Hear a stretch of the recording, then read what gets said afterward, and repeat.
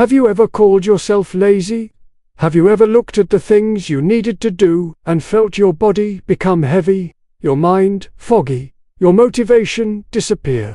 Have you ever watched others move forward while you stayed stuck, wondering what was wrong with you? Maybe you have dreams you haven't chased, goals you haven't started, projects you keep delaying, conversations you keep avoiding, and every time you tell yourself the same thing, I'm just lazy.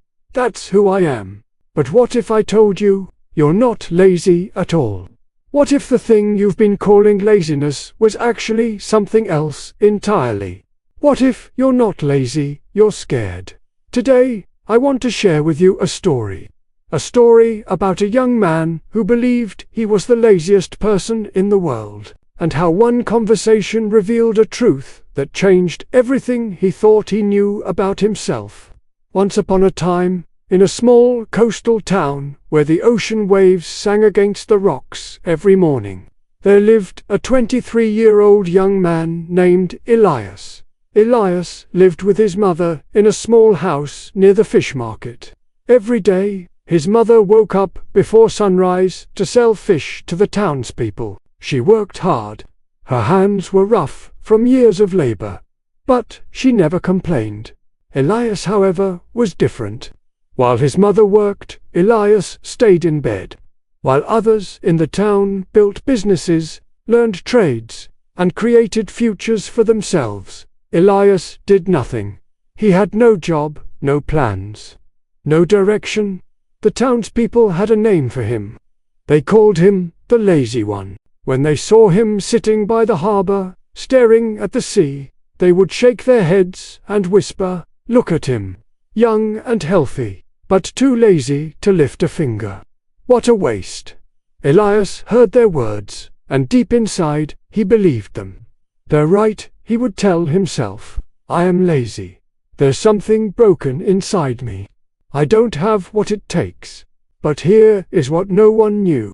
Elias was not sitting idle because he didn't care. He was not staying still because he had no dreams. The truth was, Elias had many dreams. He wanted to become a boat builder. Since he was a child, he had watched the craftsmen at the dock carving beautiful boats with their hands. He had imagined himself one day creating something of his own, something that would sail across the ocean. But every time he thought about starting, something happened. His chest would tighten, his palms would sweat, his mind would fill with dark thoughts. What if you fail? What if you're not good enough? What if everyone laughs at you? What if you try and discover you're worthless? The thoughts were so loud, so heavy, that Elias couldn't move. He would lie in bed, staring at the ceiling, trapped by invisible chains. He didn't know what was happening to him. He only knew one thing. He couldn't start. He couldn't take the first step. And so he called himself lazy, because that was easier than admitting the truth. One morning, Elias's mother sat down beside him. Her eyes were tired, but her voice was gentle. "My son," she said, "I am getting older, my back hurts, my hands are not as strong as before. I cannot work forever." Elias felt a wave of guilt crash over him. "I know, mother," he whispered. "I'm sorry. I want to help, I really do, but I can't." His mother looked at him with love, not anger. "I don't believe you are lazy, Elias," she said softly.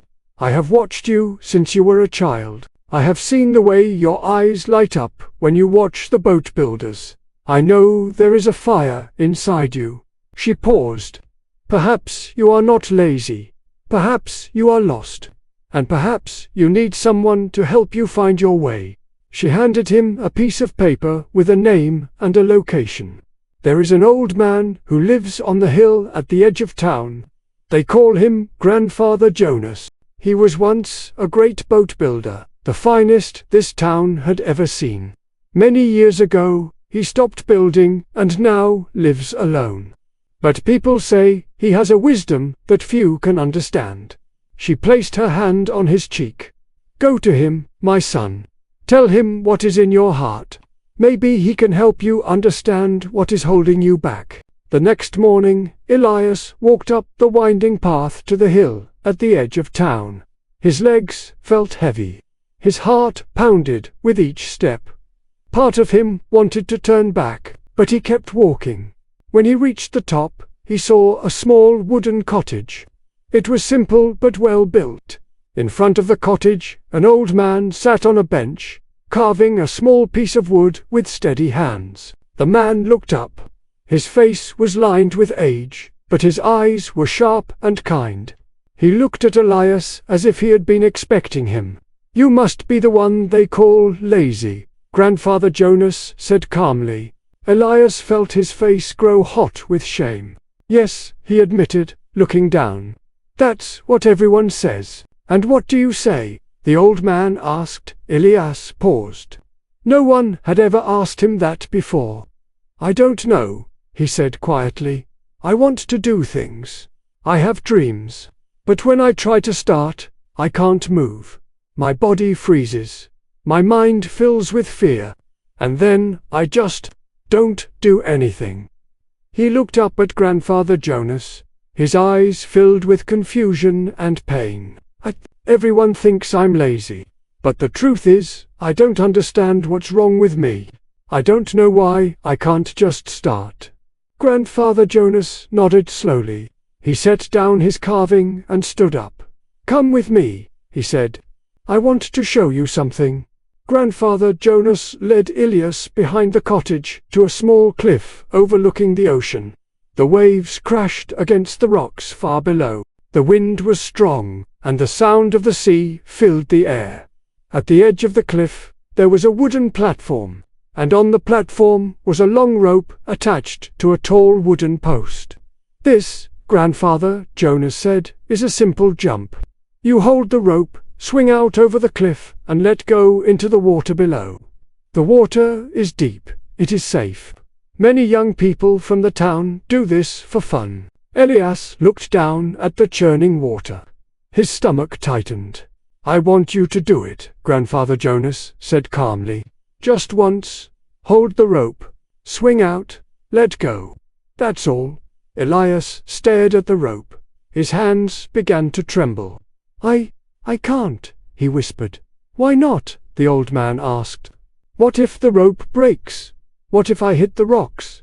What if I can't swim back? What if—" "Ah," Grandfather Jonas said gently, raising his hand. "Now we are getting closer to the truth." He guided Elias to a large rock and sat down beside him.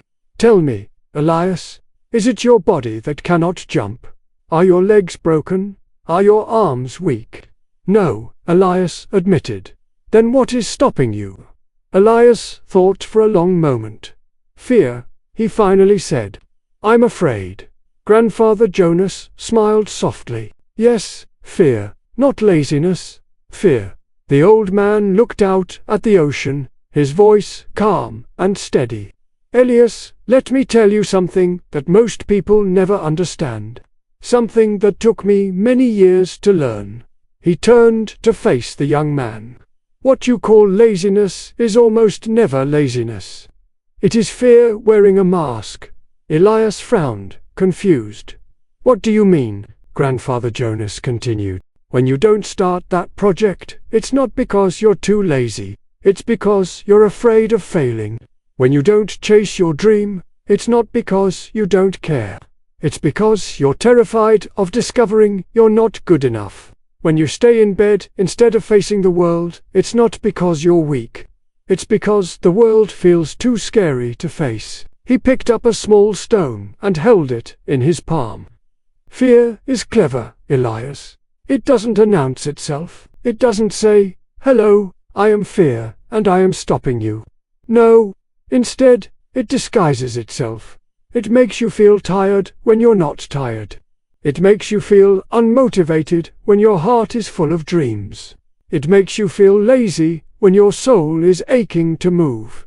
He closed his hand round the stone, "And because you don't recognize it as fear, you blame yourself. You call yourself lazy. You believe something is wrong with you. You carry shame for years. But the truth is, You were never lazy. You were scared. And no one ever taught you how to see the difference. Elias felt tears forming in his eyes. It was as if someone had finally spoken the words he had been unable to speak his whole life. "But grandfather," he said, his voice shaking, "if it is fear, how do I make it go away?" Grandfather Jonas shook his head gently. "You don't make it go away. Fear never fully disappears. It is part of being human. The brave are not those who feel no fear. The brave are those who feel the fear and move anyway." He stood up and walked to the edge of the cliff. "You see this jump? It is scary. Your mind is telling you 100 things that could go wrong. But the water is safe. The rope is strong. The only thing standing between you and that jump is the story your fear is telling you." He turned back to Elias. "And it is the same with your dreams. The path is safe enough. Your body is strong enough. Your mind is capable. The only thing stopping you is not laziness. It is the story you believe about yourself." He extended his hand toward the rope.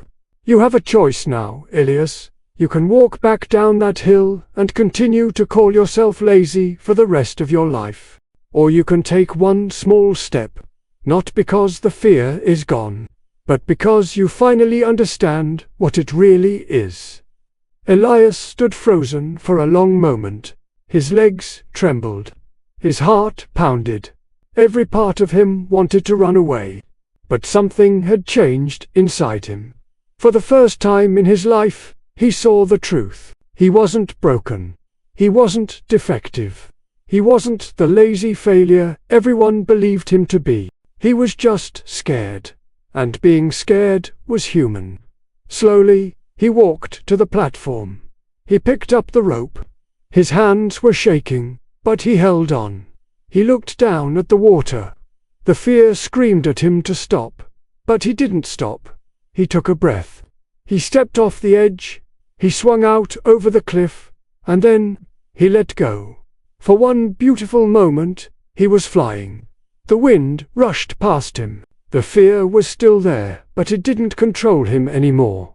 He crashed into the water below. It was cold and alive. He kicked upward, broke the surface, and gasped for air. And then he laughed. For the first time in years, Elias laughed. Not because the jump was fun, but because he had done something he thought was impossible. He had moved through fear instead of being frozen by it. When he climbed back up the cliff, Grandfather Jonas was waiting with a quiet smile. "How do you feel?" the old man asked. Elias stood tall, water dripping from his hair. "Alive," he said. "I feel alive." Grandfather Jonas nodded. "Remember this feeling. This is what waits on the other side of fear. Not death, not failure, not embarrassment, but life. Real life. The life you've been too afraid to live." That evening, Elias walked home as the sun set over the ocean. The sky was painted in shades of orange and gold. The waves whispered against the shore. But Elias was not the same person who had walked up the hill that morning. He finally understood. For years, he had believed he was lazy. He had worn that label like chains around his ankles. But the truth was different. He wasn't lazy. He was afraid. Afraid of failing. Afraid of being judged. Afraid of discovering he wasn't enough. And because he didn't understand his fear, he stayed frozen. Stuck, silent. But now he knew. Fear would never disappear completely. It would always whisper in his ear. It would always try to stop him. But he didn't have to listen. He didn't have to obey. He could feel the fear and move anyway. The next morning, Elias woke before sunrise. He walked to the dock where the boat builders worked. His heart was pounding. His mind was screaming 1,000 doubts. But he kept walking.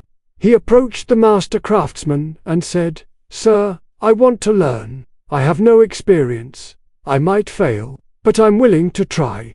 The craftsman looked at him for a long moment, then smiled. That's all I needed to hear. Welcome, dear friend. This story is not just about Elias, it is about you. How many times have you called yourself lazy? How many dreams have you abandoned because you couldn't find the motivation to start? How many opportunities have you missed because your body felt too heavy to move? And all this time, you believed the lie. You believed you were lazy. You believed something was wrong with you. You believed you were simply not good enough. But now, I want you to consider another possibility. What if you were never lazy at all? What if every time you couldn't start, it wasn't laziness, it was fear? Fear of failure, fear of judgment, fear of rejection, fear of discovering you're not as talented as you hoped, fear of success, fear of change, fear of the unknown. Fear is a master of disguise. It doesn't show itself openly. Instead, it makes you feel tired, unmotivated, stuck, and then it lets you blame yourself. But here is the beautiful truth. Once you see fear for what it really is, it loses its power over you. You don't have to wait until fear disappears to take action. Fear may never disappear, but you can learn to move with it. You can feel the fear in your chest and take the first step anyway. You can pick up the rope, even with shaking hands. You can swing out over the cliff, even with a pounding heart. You can let go, even when every part of you wants to hold on. Because on the other side of fear is not disaster. On the other side of fear is freedom, life, growth, everything you've been dreaming of. So tonight, I want you to ask yourself one honest question. What am I calling laziness that is actually fear? What dream have I abandoned because I was too scared to fail? What first step have I been avoiding because I was afraid of what might happen? Name the fear, see it clearly, and then, when you're ready, take one small step forward. Not because the fear is gone, but because you finally understand what it is. Remember what Grandfather Jonas taught Elias. You are not lazy, you are scared. And that's okay.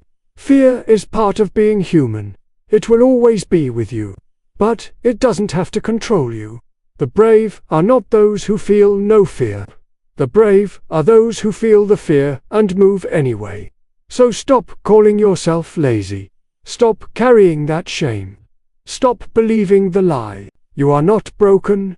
You are not weak. You are not a failure. You are a human being who has been paralyzed by fear. And now that you see the truth, you can finally begin to break free. One step at a time. One day at a time. One small act of courage at a time.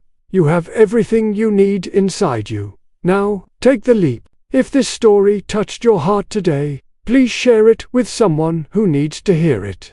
Someone who has been calling themselves lazy for far too long. Someone who is stuck and doesn't know why. Someone who has forgotten that fear is the real enemy, not themselves. Share this story. It might change their life. And if you want to hear more stories that heal, inspire, and reveal the truth hidden inside you, subscribe to this channel. Thank you for being here. Remember, you're not lazy. You're scared, and now you know. The only question is, what will you do next? Stay brave, stay kind, stay moving. We'll see you in the next story.